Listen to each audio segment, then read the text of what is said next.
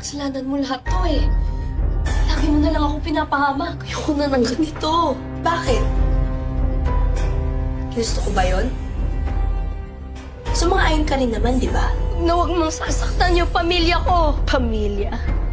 Wala pa nga akong ginagawa. Natatakot ka na? Ginawa ko lang yung bagay na dapat ikaw ang gumagawa. Di daw niya ako iiwan. Siya daw yung tagapagtanggol ko. Mabait pa siya? Anong klaseng kapatid si Lena? Anong gagawin ko dito? Tatakot ako sa mga ring mangyari, Lena. Ihahagis natin to. At kung sinong lalabas, siya ang masusunod.